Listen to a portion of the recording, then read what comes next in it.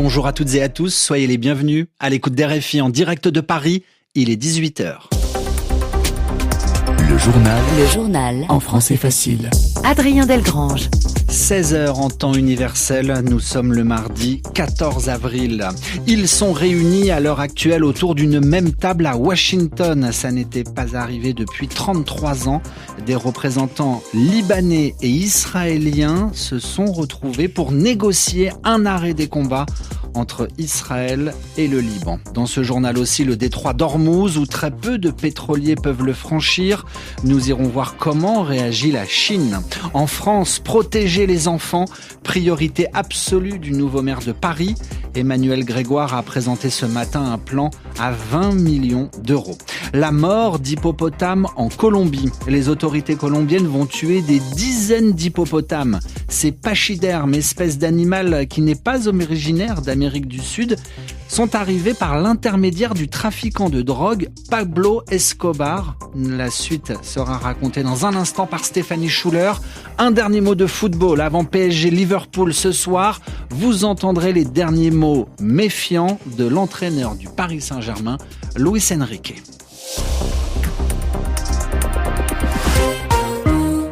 Une occasion historique, affirme Marco Rubio. Avant juste que la réunion commence entre Israéliens et Libanais, le chef de la diplomatie américaine appelle à saisir cette occasion en vue d'une paix durable au Liban, après plusieurs semaines de guerre entre Israël et le Hezbollah. Le président libanais, Joseph Aoun, dit lui espérer de son côté que ces négociations à Washington marquent le début de la fin de la souffrance des Libanais. Quant au Premier ministre israélien Benjamin Netanyahou, a lui posé deux conditions, le désarmement du Hezbollah, l'organisation libanaise, et la recherche d'un véritable accord de paix. Nous serons en direct de Washington dans nos prochaines éditions. Venons-en à présent aux tensions qui grandissent sur le détroit d'Ormuz, là où passe une grande partie du pétrole mondial. Après l'annonce hier de Donald Trump de bloquer les entrées et les sorties des bateaux des ports iraniens, du pétrole iranien principalement à destination habituellement de la Chine. Alors au lendemain de ce blocus imposé par Donald Trump, comment réagissent les autorités chinoises? RFI Pékin, Cléa Broderst. Derrière cet appel au calme, le ton est en réalité beaucoup plus ferme. Pékin met en garde contre toute ingérence dans ses intérêts et insiste sur ses accords économiques avec l'Iran, notamment dans le domaine de l'énergie. Pour les autorités chinoises, il n'est pas question de voir ces échanges remis en cause par des décisions américaines. Et dans les faits, la relation entre les pays reste suffisamment solide pour garantir la poursuite des flux, comme le souligne Ding Yifang, professeur à l'Institut de la gouvernance mondiale et du développement de Chine. Ils ont laissé passer les bateaux chinois parce que nos relations ne sont pas tellement tendues et parce que la Chine a condamné les actes unilatéraux militaires des États-Unis de l'Israël. La Chine n'a aucune intention de profiter de cette situation, mais objectivement, oui, elle n'est pas inquiète par le blocus ou l'interruption du détroit d'Ormuz. Un message sans ambiguïté. La Chine entend défendre ses intérêts et refuse toute pression extérieure. Mais cette fermeté reste mesurée. Pékin ne cherche pas l'affrontement direct avec Washington et évite de s'impliquer militairement dans la région.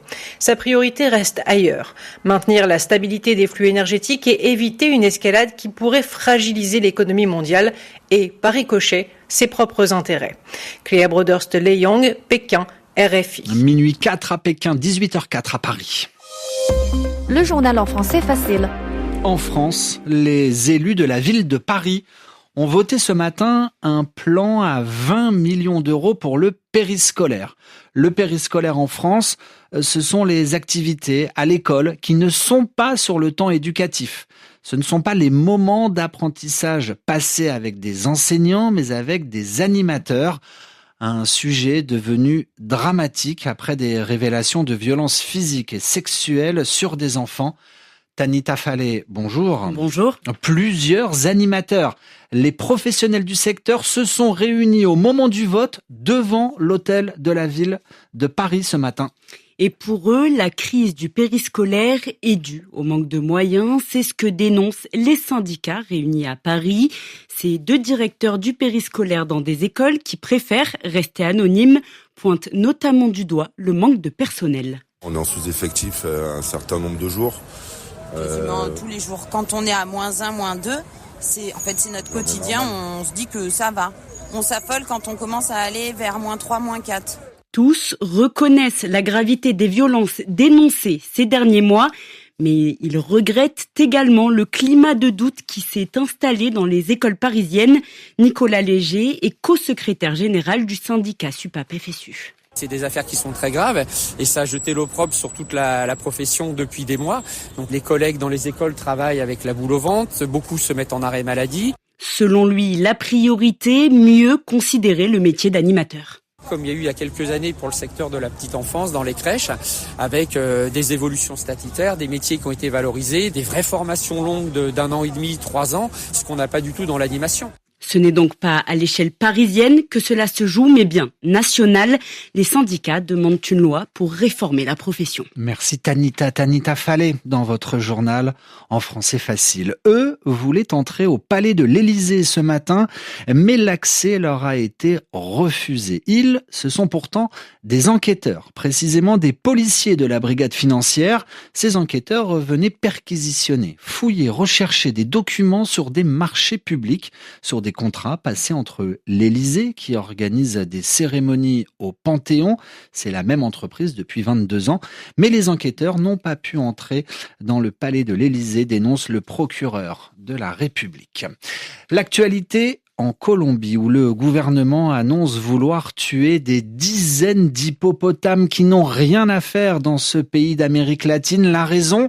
Le baron de la drogue, Pablo Escobar, avait introduit 4 hippopotames dans les années 80 dans son ranch personnel.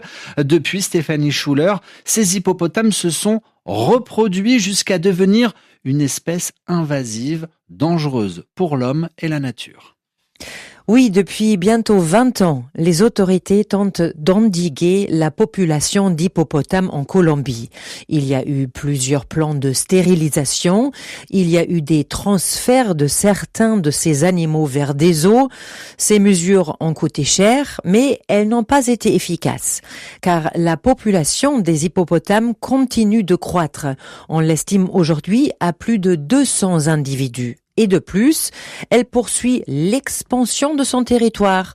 Désormais, on peut croiser ces mammifères à plus de 100 km du ranch où Pablo Escobar avait initialement introduit l'espèce. Les hippopotames n'ont pas d'ennemis naturels et représentent un danger potentiel pour les villageois, estime le gouvernement de Bogota. Par conséquent, la ministre colombienne de l'Environnement, Irene Vélez, annonce pour la première fois un programme d'euthanasie. 80 hippopotames doivent être abattus. Sans cette action, il est impossible de contrôler la population. Ça signifierait qu'en 2030, nous aurions au moins 500 hippopotames qui affectent nos écosystèmes et portent atteinte à nos espèces indigènes, telles que les lamantins et les tortues de rivière. Alors que les défenseurs des animaux dénoncent une décision cruelle, le gouvernement dit privilégier des injections létales pour tuer les hippopotames. Merci Stéphanie Schuller dans le journal en français facile. Juste avant de refermer ce journal, parlons de football.